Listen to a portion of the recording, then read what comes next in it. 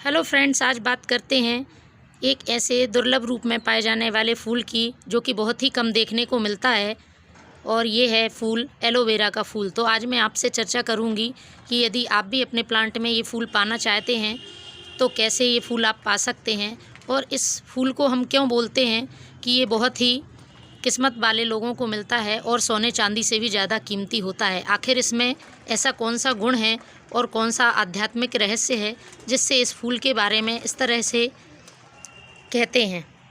Aloe vera का plant तो बहुत ही कॉमन प्लांट है, सभी के घर में मिल जाता है, लेकिन जो एलोवेरा से फ्लावर निकलते हैं ये बहुत ही कम प्लांट में निकलते हैं।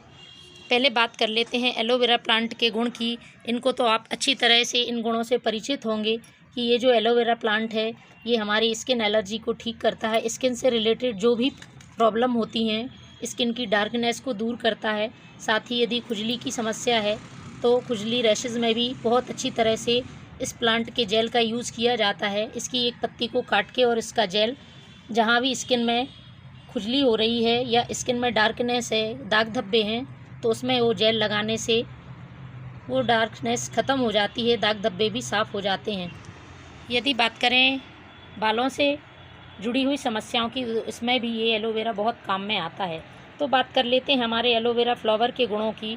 तो फ्रेंड्स, जितने गुण एलोवेरा में पाए जाते हैं उससे कहीं ज़्यादा गुण इसके फूलों में पाए जाते हैं।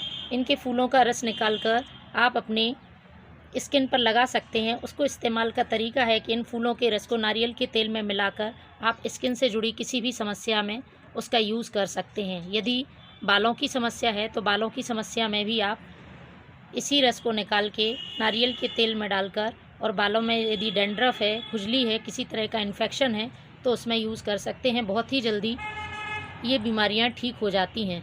यदि आर्थराइटिस की प्रॉब्लम है या सूजन है तो इसके फूलों को अच्छी तरह से आप मसल कर और ऑयल में गर्म कर लें और नारियल के ऑयल से उस सूजे हुए भाग की या जहाँ पर आपको दर्द हो रहा है घुटने की मालिश करें। नियमित मालिश करने से बहुत ही राहत मिलती है।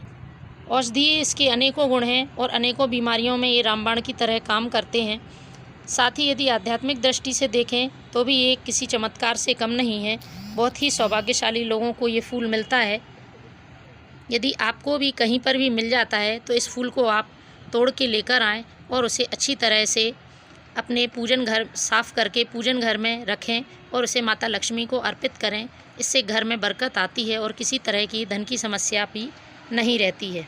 अब बात कर लेते हैं कि ये यदि आप चाहते हैं कि आपके प्लांट में भी ये फ्लावर आए तो फ्रेंड्स, नए प्लांट में ये फूल नहीं लगते हैं। जब प्लांट आपका बहुत ही ज़्यादा पुराना हो जाता है, करीब 4 से 5 साल पुराना, तब इस प्लांट में फ्लावरिंग होती है। तो आप यदि प्लांट लगाए हैं तो उसको पुराना होने दीजिए। उसके बाद आप देखेंगे कि साल में एक बार तो ज़रूर ही ये फूल लग जाते हैं।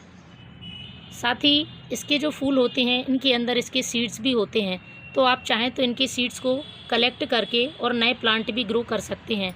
ये सीड्स बहुत ही छोटे होते हैं तो उनको कलेक्ट करने का भी तरीका अलग होता है। आप इनको एक पॉलीथीन से कवर कर दें और कवर करने के बाद उसको नीचे से बांध दें। थोड़े दिनों में भी आप देखेंगे कि जितने भी सीड्स झड़े हैं वो उस पॉलीथीन में इकट्ठे हो जाएंगे और उनसे फिर आप नए एलोवेरा प्लांट बना सकते हैं। तो फ्रेंड्स, आप भी अपने घर में इस तरह से एलोवेरा के फूल पा सकते हैं। Thank you.